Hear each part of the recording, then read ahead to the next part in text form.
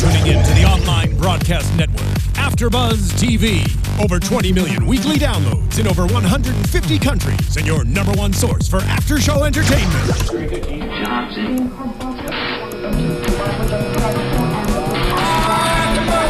AFTERBUZZ TV, the destination for TV superfans, producing after-shows for over 300 of your favorite TV shows, interviewing celebrities and showrunners, and bringing you behind-the-scenes exclusives. All thanks to E! Entertainment's Maria Menounos, producer Kevin Undergaro, and internet leader Akamai.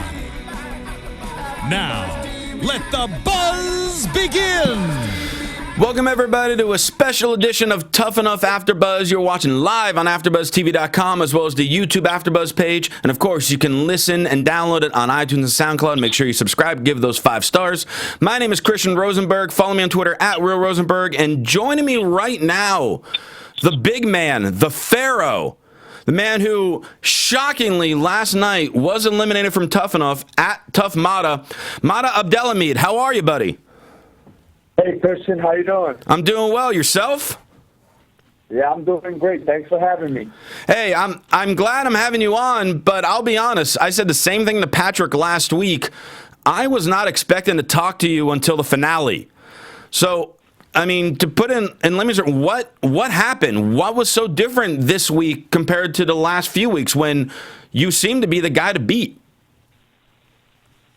To be honest, I'm just in as much shock as you are. I have no idea what happened. I didn't expect to be going home this early. I truly believed that I was going to go all the way to the end and win this thing, and I was just in shock last night that I was even in the bottom 3, and to go home like that was definitely disappointing. But, you know, I have my head held up high, and I know I have a very bright future, and I love the WWE. I have a great passion for it, and I'm going to work hard to get back to where I was, and hopefully one day make all my dreams come true.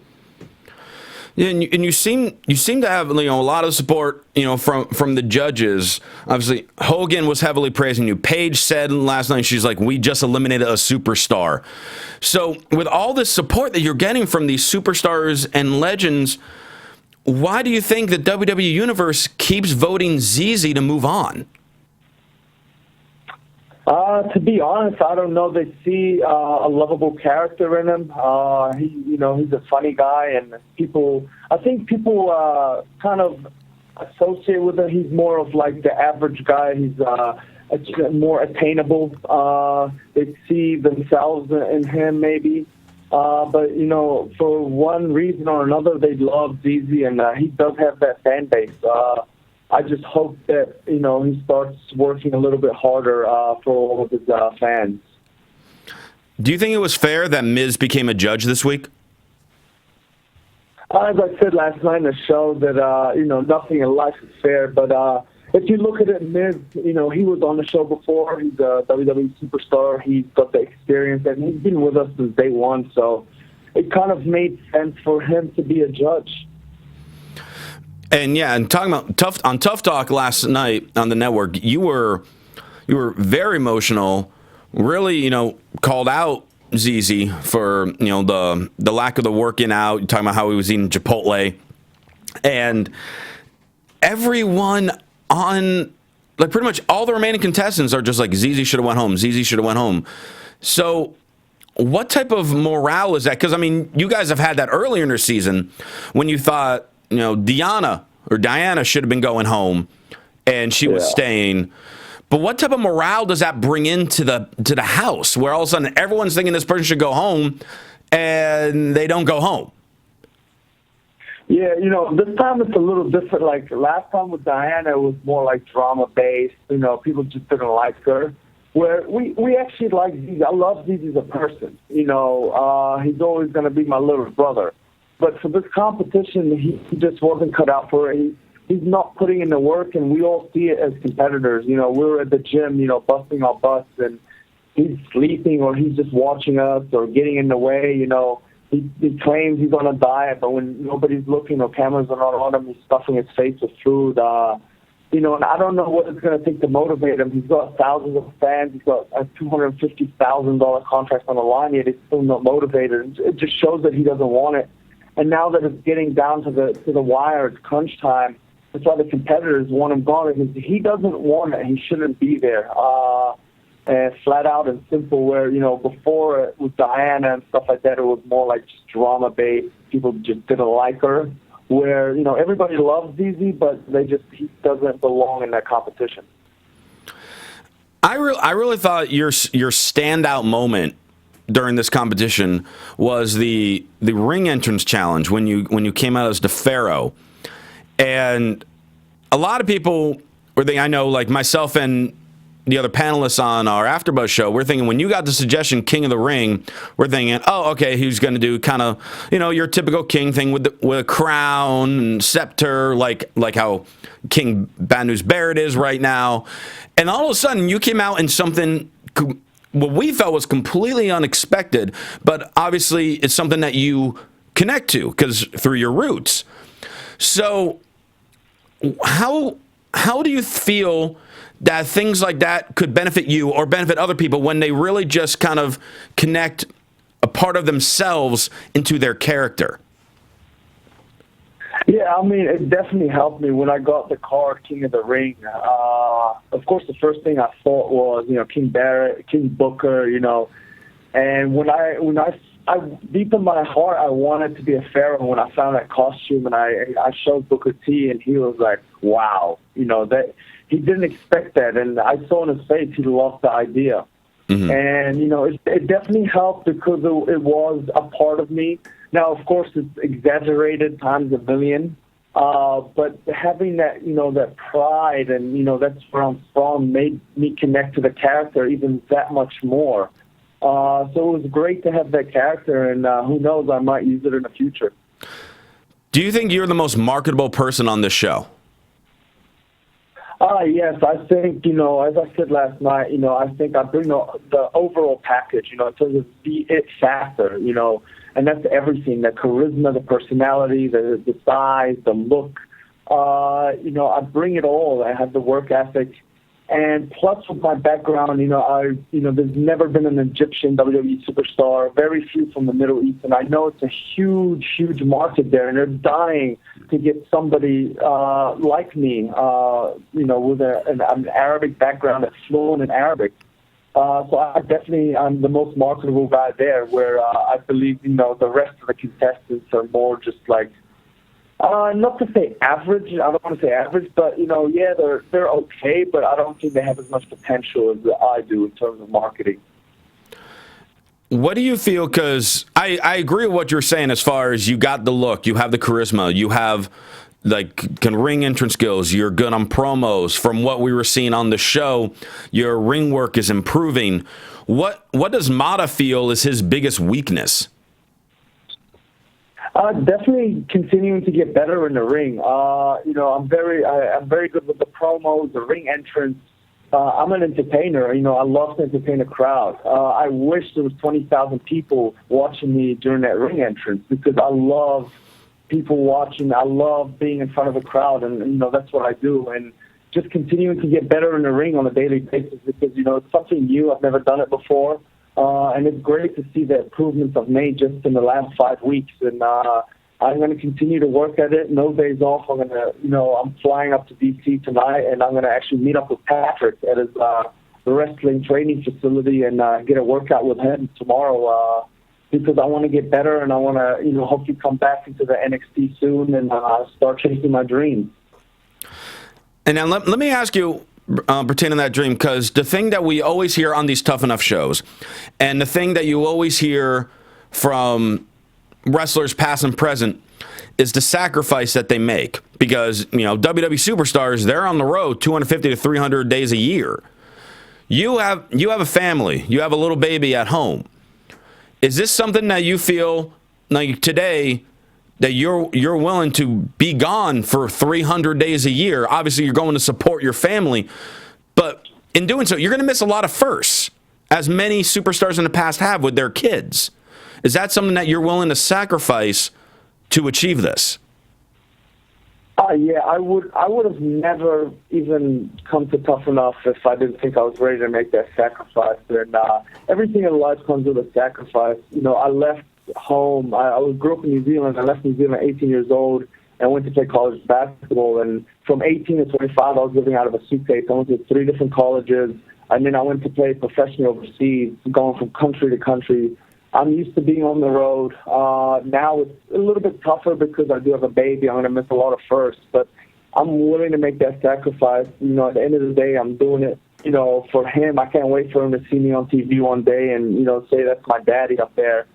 And I know they support me 110%. And, yeah, it just comes, you know, with this territory. You got to make sacrifices, and that's with everything in life. But I think it's more than worth it.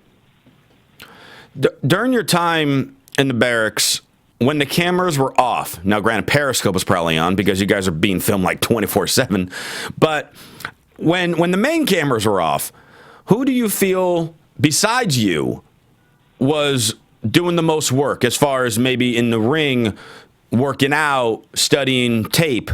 Who do you feel is the most committed to this? Out of the guys, I think Josh is the most committed. I see the fire in him, and you know, he was in the NFL. He knows what it takes to be a pro athlete, and the amount of work it takes to be that good at something, to hone your craft. And that's something somebody like ZZ needs to watch. He needs to watch that work ethic and how much work we put into our craft to become who we are today. Do you feel, just kind of touching back on ZZ again real quick, do you feel this is 4th time in the bottom 3? Patrick last week was talking about, hey, there should be a 3 strikes you're out rule. Do you feel that something like that should be in effect? I mean, yeah, yes and no, but, you know, the fans seem to love him. So at the end of the day, you know, it's you know, fans get to vote for the winner of this competition. If the fans love him, then, you know, he rightfully deserves it. But, yeah, he's in the bottom 3, 4 out of 5 weeks, I think, something like that. And but he seems to be untouchable in there. You know, if you're ever against these in the bottom 3, you got to watch out. And that's what happened to me last night. So I know you kind of touched on it that you're about to fly to D.C. to train with Patrick. Have any other wrestling schools or past, you know, WWE legends or current superstars, have they reached out to you? I know it's been less than 24 hours, but have they kind of reached out to you and kind of given you advice on what to do next or where you should go train next? The coaches all contacted me last night. You know, they told me just to, you know, relax, just kind of relax for a week, spend some time with my family, and kind of, you know, reach out to them, you know, when I'm ready, and I'll definitely contact them probably by the end of the week. Mick Foley actually reached out to me last night, and you know, he had some great words for me. He told me he was supporting me, and he gave me some great advice too. And it was just humbling to get, you know, a message from him. He's a great guy, and he was one of the guys I always looked up to. And so it's definitely surreal getting all of this support from everybody. And Chris Jericho last night was very supportive after the show. But, you know, the next step for me is definitely trying to get back to Orlando into the PC and getting my foot in the door with NXT. All right, and finally, Mada, if you're no longer in the competition, who's winning it on the male side and the women's side? For the male side, Josh, I feel, is going to win it. I think he just brings the overall package. Tanner's a great athlete, but he needs to work on his personality, his promo skills, his speaking ability. ZZ just needs to figure out if he actually even wants this in the first place, and he definitely needs to work on his physicality, getting in shape, and his work ethic. But I think Josh brings the overall package. He's got everything right now. I know he works hard, and he's going to continue to do so. For the female side, I think Gigi's going to win it. I think she brings the overall package. She's got the physicality in the ring. She's got a great personality. And she's kind of got that switch where, you know, she's very nice outside the ring, but she can't turn it on when she gets into the ring, as you saw in her entrance challenge. Well, I thank you so much for taking the time to chat with us today, Mada. Do you have any words that you want to tell all your fans that that are listening on AfterBuzz that have been supporting you through Tough Enough and obviously through AfterBuzz? I just want to tell everybody that, I love them to death. Thank you so much for all of your support. I couldn't have done this without you, and I wouldn't do this without you. At the end of the day, the WWE is nothing without their fans, and we truly appreciate everything you guys do for us. I'm very humbled by all of the support you guys give me, and I promise you I will be back one day in the WWE, and I can't wait to do so and make you guys all proud. Thank you very much. No problem. Mada, you have a great look. I can tell from these last few weeks on the show and just talking with you right now, you definitely have the drive. I respect that. I want to see you succeed. Dude, next time you're in LA, come by and chat with us live in the studio. You're more than welcome to hang out here with us. Oh yeah, definitely. I live by Santa Monica, so yeah. You're not far at all. I would love. Yeah, I'll definitely come in. Just let me know. Get in contact with me. Sounds good, Mada. I will. And again, ladies and gentlemen, you can follow Mada on Twitter at ToughMada. Watch him on his road to get back to Performance Center. And, of course, for all your other AfterBuzz TV news and gossip, follow us on Twitter at AfterBuzz TV. Myself, you can follow me on Twitter at Rosenberg. Once again, Mada, thank you so much for chatting with us this week. We'll get you in the studio sometime soon. And we'll chat with you guys next week on Tough Enough AfterBuzz. See you later. Thank you so much. Thank you for having me. Thank you for calling in. From executive producers Maria Menounos, Kevin Undergaro, Phil Svitek, and the entire AfterBuzz TV staff, we would like to thank you for listening to the AfterBuzz TV network. To watch or listen to other after shows and post comments or questions, be sure to visit AfterBuzzTV.com. I'm Sir Richard Wentworth, and this has been a presentation of AfterBuzz TV. Buzz you later. The views expressed herein are those of the host only and do not necessarily reflect the views of AfterBuzz TV or its owners or principals.